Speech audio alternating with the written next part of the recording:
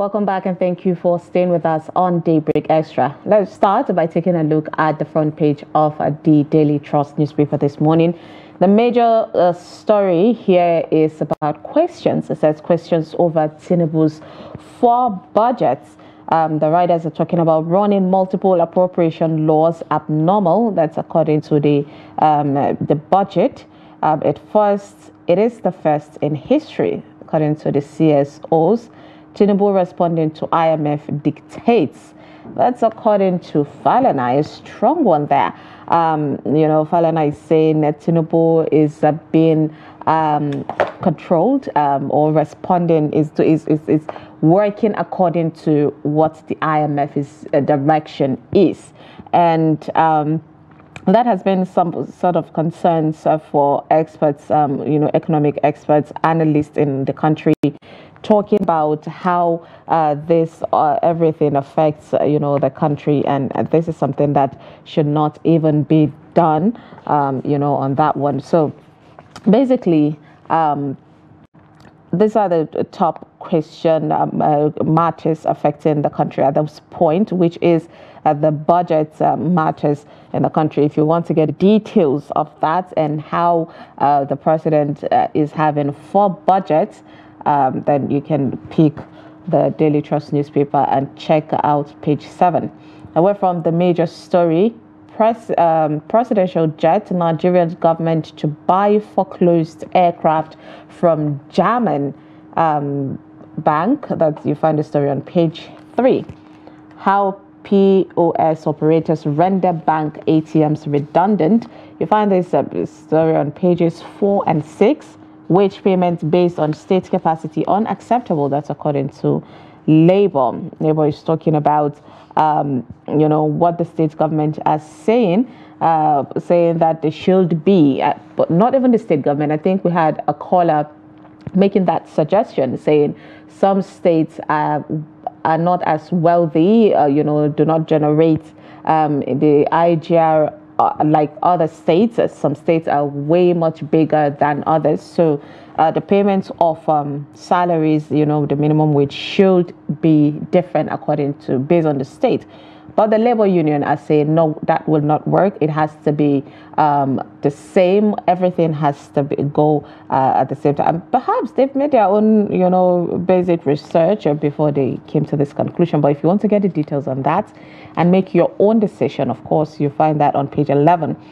Of course, and speaking about that POS, it's something that everyone can relate with, saying the POS operators render the bank's ATM redundant, and you cannot.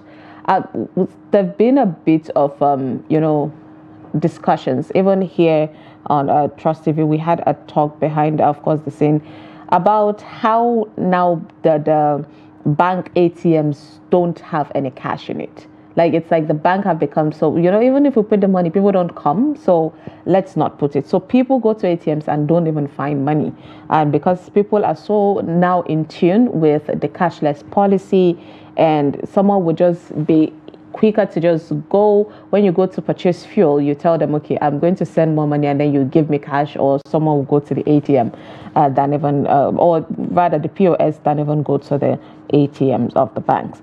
But then away from that story, encounter, meet the learned family of Malam Jauru, then Lawan of Gombe. You find that on page 10 and 20 of the Daily Trust. Below the headlines there we have truck kills 14, injures dozens after Friday prayers in Kano. A sad situation there. You find that on page 11. And on the entertainment segment, I want to act as an African princess with superpowers. That's according to the actress Japari. You'll find that on page 12. Interesting one there. I mean, we all see how Superman, Superwoman, and all of that act. So having someone to say I want to have as African person, it's going to take a lot. I mean, please, if I would love that. I feel entertainment segment, especially the movies, have not really explored half of the stories we have in Nigeria and Africa at large. But if we want to do it, we need to do with a high-sized budget. I do not want to see another Superwoman that was done and we watched on YouTube. It didn't speak well of us, so we hope for the better version of that. These are the stories basically that you'd find on the Daily Trust newspaper this Saturday. Okay, so let's quickly take a look at the Punch this morning. It says CBN debate, Biden's camp managers pour outing as Trump supporters celebrate. You can find out details on page 10. Kidnapping spree, police upgrade tracking as 1,290 abducted in 2024. That's a good sum. Sumaya, what do you think about that? What did the police do? Upgrading their tracking. It's 2024, so definitely there should be a huge upgrade, a massive one. If at all, I just remembered. I know you had a session with EFCC and all of that, and I remember them getting a video from a company which aided them in arresting some Yahoo Plus boys and all of that. And you understand that if at all the young Nigerians, the Yahoo boys, the criminals as they call themselves, Yahoo boys, can even be able to do some kind of hackings to convince people to, to still rob people of their money, then of course the security agent should have a top-notch, top gear, tracking device, equipment in general. And honestly, the security agencies of this generation are super lucky to have technology on their side. That can actually help out with things like that, because it makes their work super easy. Exactly. Super easy. So definitely there should be an upgrade. I think the upgrade should have been done the day before yesterday, not even, now. Well, it's a good thing, good. It doesn't really count what time it goes for them to come out to say that, we are actually making progress on this. So it's actually a good one. So, but then go through page 4 for more details on, that. And then Chioma Davido's fairy tale wedding that scattered social media. Definitely, I totally agree on that, because it took over. And Sumaya is going to talk about it much later. But then go through page 16 for more details on that. And then the major story says minimum wage. Labour rejects governor's bid to take over negotiations. Governors unfriendly. Some states yet to pay 30,000 approved 5 years ago. NLC. States should be allowed to negotiate with workers. Government insists. It's truly the part that got me. Now it just looks like a Twilight Saga, kind of thing. Yeah, the back and forth with the government. At the end of the day, let's be honest. The governors should be on the table of the negotiation, but not take over the negotiation, because it makes it look as though the federal government is saying, okay, fine, we've tried our best. Let me just leave it for you to finish. And at this point, federal government should be the head lead of that table.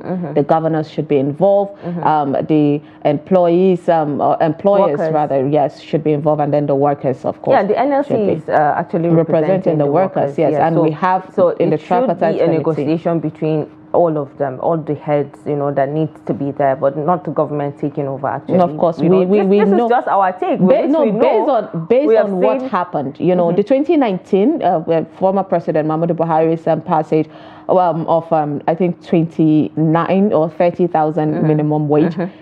A lot of governors did not pay for that 5 years. That's what they're saying. Exactly. So how can 5 years ago? So that's states that have not been doing that. How can they be the one to make decision? Then we'll definitely come back to that 30,000. Some of the states are facing these challenges because they can barely generate revenue that can actually even support or help in paying for some of their workers. Now this is the thing we keep asking: for how long will the states sit down and expect federal allocation all the time? Now we've seen, if we're looking at developed countries, we've seen how individual states take advantage of what they have. In Nigeria, there is motto for every state. They will say state of minerals, food, and all of that. These are states that we already recognize their strength. Benue is the food basket of the country. So the governor should take advantage of that, exploit agriculture and all of that. So it is like a challenge. Now I'm throwing to our governors to go out there, check on the strength of every state, because every state has its own blessings, and take up and start thinking of how to involve the youth, involve people who are smart, to create revenues, because we cannot just sit down and keep saying we don't have. We have other things to explore. Every state is good for something, you know, and that's why we have that caption under each of the states. So yeah, go through page 4 for more details on that. And then moving on, people tell me my wife is beautiful, visually inspired lecturer. Okay. It's really nice. Yeah, you have someone ensuring and telling you, oh, she's fine, she's beautiful. Well, it's really lovely. Go to page 14 for more details on that. Everyone is going to have something to say definitely at the end of the day. Amid brain drain, fake doctors wreak havoc on vulnerable citizens. Now, I was going through this story earlier, and it really touches me, my heart indeed, to see that we still have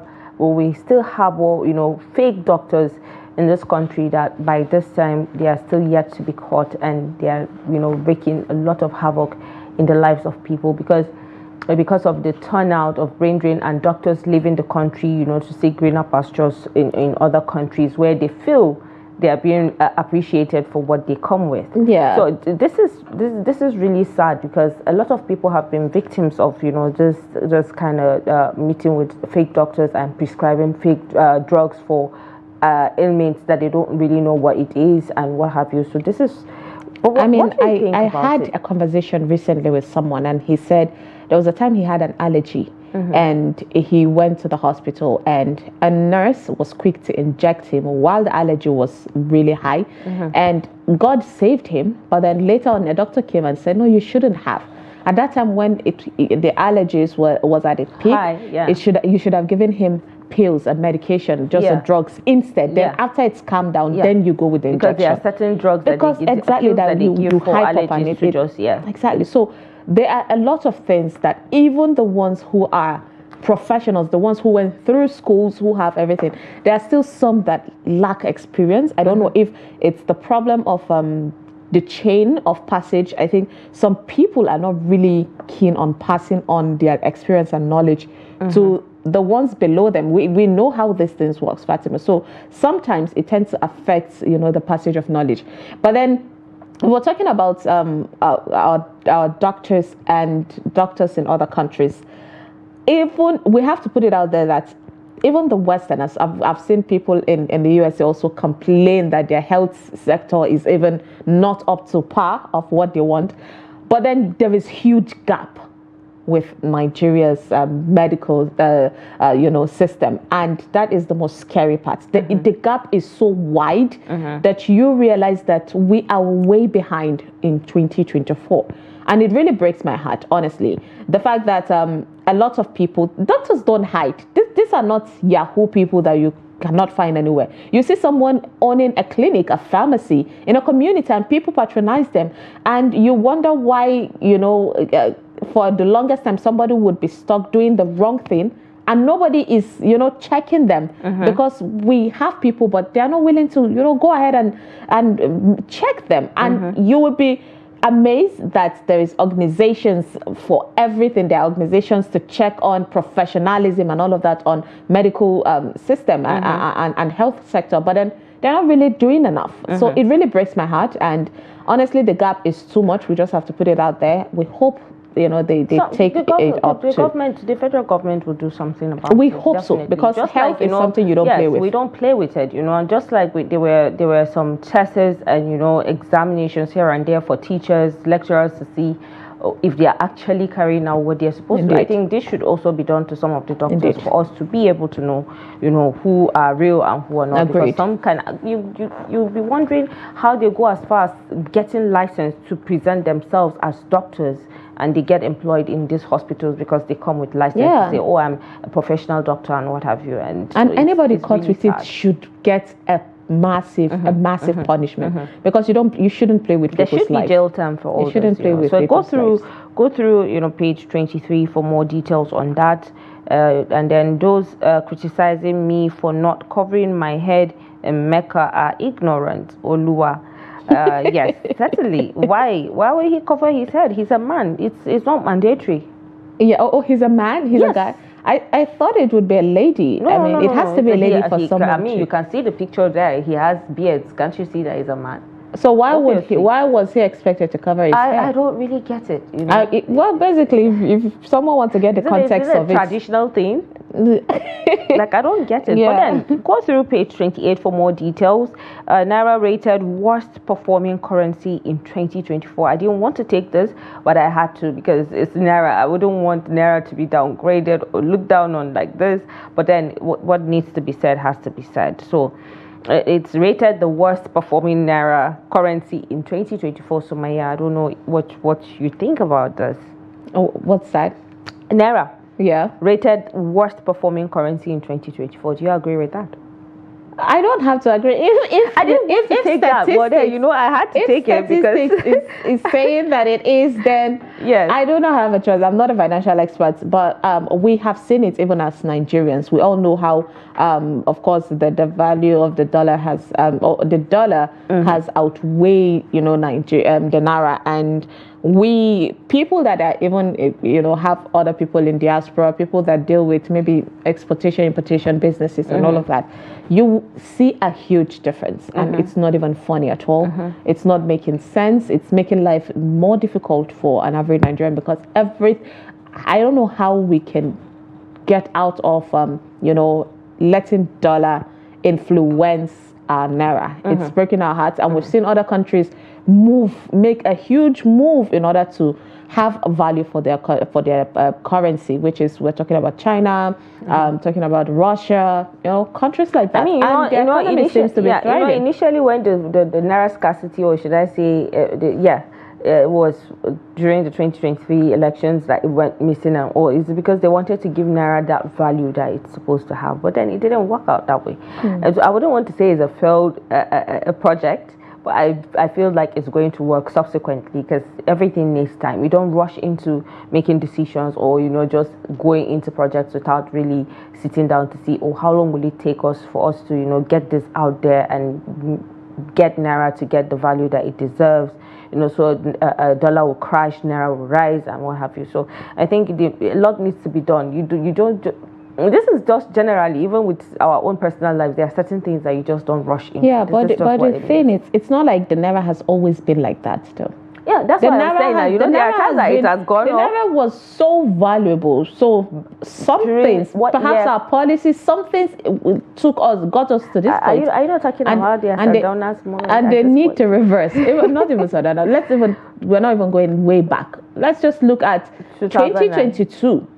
The beginning of 2022. I will say that even as if you look at, it's been decades since Naira lost its value. It didn't just start now. But then if you look at when we say Naira has value, look at 1999, when if you have 15,000, you can actually afford a lot of goods in your house. It's not like that anymore. Even the early 2000. Exactly. As in 2000 even to 2015. It was amazing. Well, you still can't compare.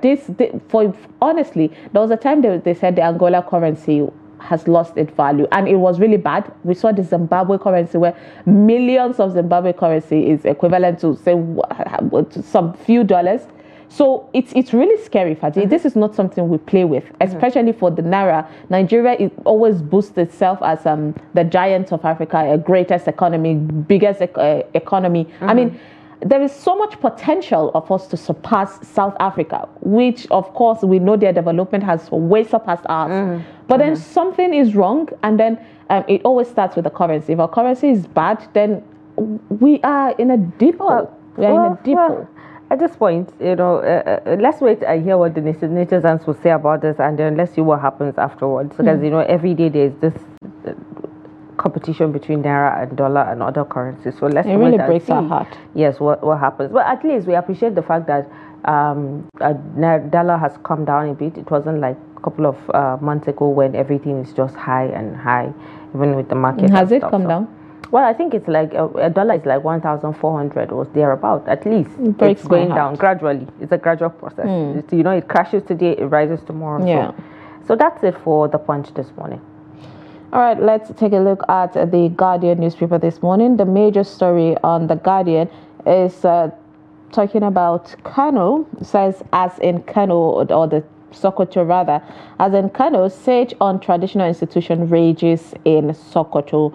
You'll find this on pages 8 and 9. Yeah, we've seen the vice president come out to talk about this, saying they need to be careful about the Sultan's title for it not to be ridiculed by political power. And last Saturday, of course, was it Saturday or Tuesday? I think we opened the phone line to talk about governors or political elites having, impact on the monarchy, the Emirates councils and all of that. So the vice president also put a fear of if we do not put a stop, if there is no, for Nigerians, of course, they said there should be some kind of an amendment in the constitution to also give a right to Emirates, saying the only way that you can be removed should be if you are involved in insecurity, which is, of course, state sabotage and terrorism. Somebody should not, just because I don't like you or my thoughts and beliefs does not align, or ideologies do not align with yours, then I can take you out. It's not a political office, so it should remain the same.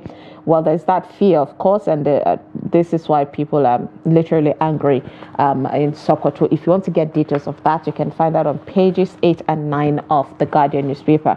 Below the headlines there, it says, Imanswang education is the roadmap to whatever an individual will become.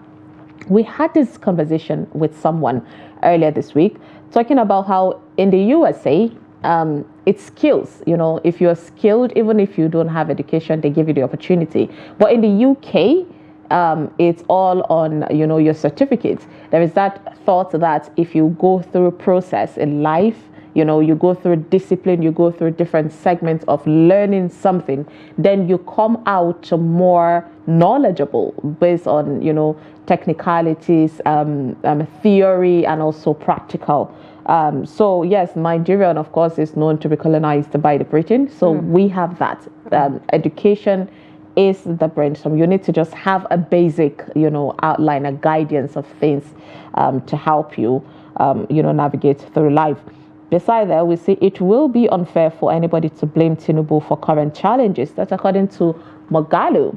There are still decisions that the President Tinubu made, and that also dipped us into more difficulties. So as much as we do not want to blame the President, he has to take the fault for the fuel subsidy removal because he made the decision. The former President Muhammadu Buhari could have, but he said he did not want to. So that decision was made by the president, and it has he might not be the first cause of the problem, but he dipped us more into it. So I disagree on that one, Magalu, but yeah, you can decide whatever you want to on that one.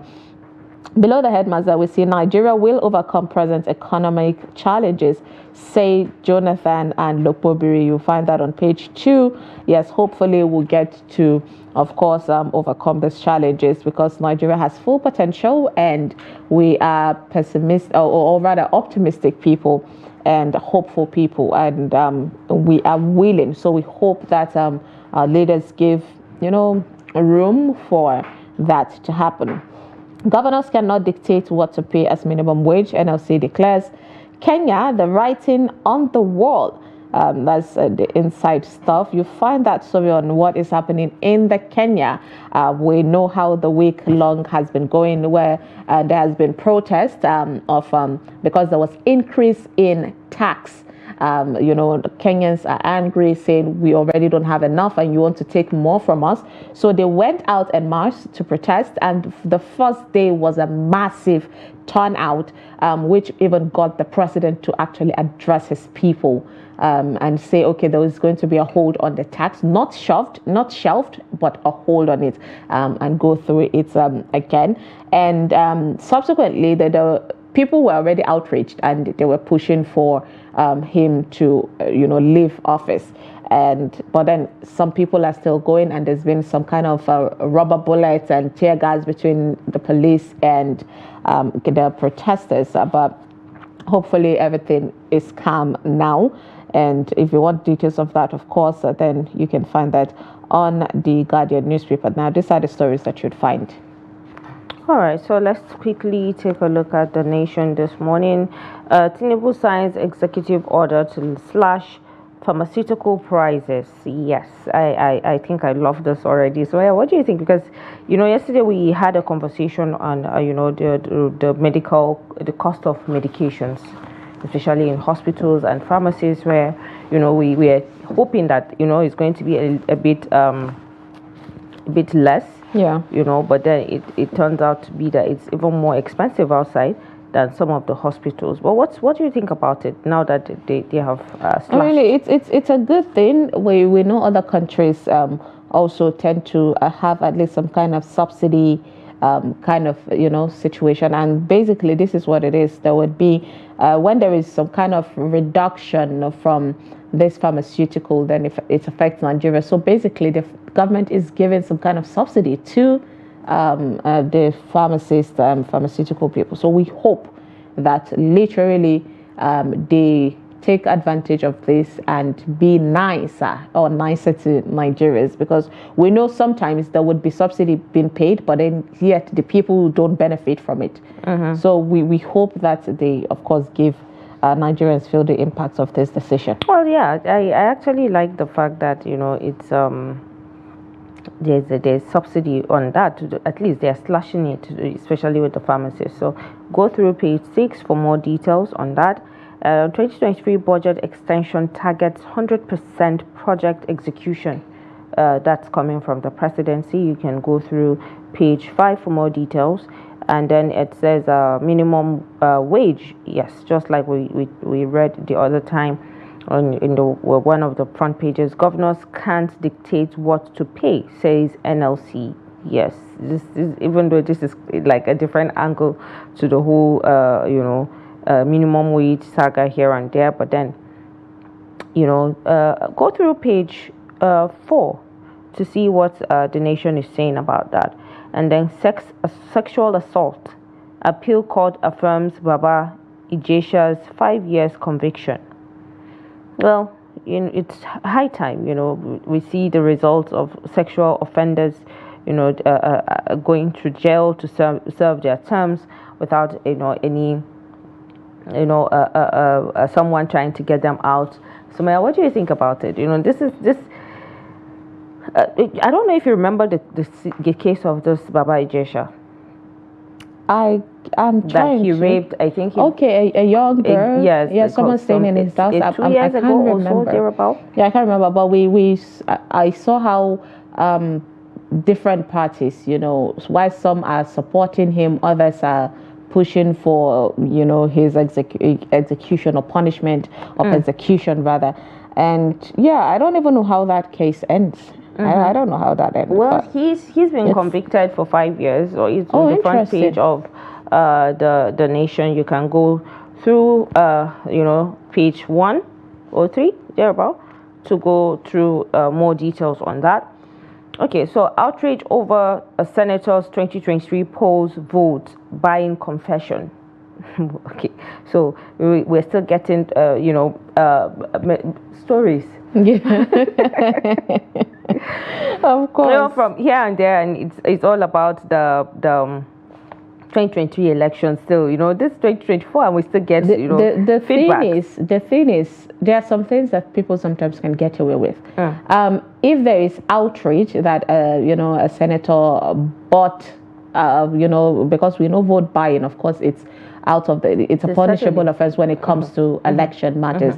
But if at all a senator broke the law a long time ago, I don't think there would be outrage if his people, his constituents, are feeling, the impact of him in the office. When people are okay with what you're doing, people are appreciating you. Even if they knew that, okay, you got it the wrong way, they would turn it into a blessing. They'll be like, yeah, God wanted it to happen because you're a blessing to us. That is why. Do you understand my point? I but for them to be outraged, it could be they're not really feeling his impact there. So now they're saying you're not even doing anything, and yet you bought the election. Well, certainly. But then, go through page 7 for more details on that. Rivers. But people getting away with things like this, Fatima, how sure are you that people are actually getting away with things? People are getting away. We've never seen anybody being prosecuted for vote buying, and it's a huge offense. So that we keep seeing people break the law and they so get away with it, and this is one of our major concerns, in a country where people are not really held accountable for what they do, especially on corruption matters and insecurity. Then of course it will continue to enable that act. Well, that's coming from Sumaya and her point, but then go through page 7 for more details. Definitely vote buying, no, we say no to it. Rivers crisis, CJ transfers speaker's case to another court. Now there are tough stories here, and I like it. But then go through page 3 for more details on that. Nigeria will overcome current economic challenges, says Jonathan. That's coming from the former president of Nigeria, good luck Ebele Jonathan. Go through page 6 for more details. And friends, associates mourn ex-Konga CEO Nick Imodia for, he committed suicide a couple of days back. And you can go through page 7 for more details on that story as well. And marine payback and blue economy emerges best performing ministry. Okay, go through page 7 for more details on that as well. And that's the much that the nation has for you this morning. All right, I think of course I don't know if we can take more stories. No, let's go for the moment that we have all been waiting for. Actually, it's actually fun. We've forgotten that we passed of course at the time. But quickly, anyways, there was a debate between the presidential candidates of the USA, which is the president Joe Biden and the former president Donald Trump. And it was a chaotic situation out there. It has been going around social media, and I just had to put it out there in case if you're out of loop, then make your research and you make your decision. Just be in tune with what is happening in the world. And with that, of course, we'll take a quick break, and when we come back, it will be time for us to open the phone line to hear from you about a topical issue. Don't go anywhere. We'll be right back.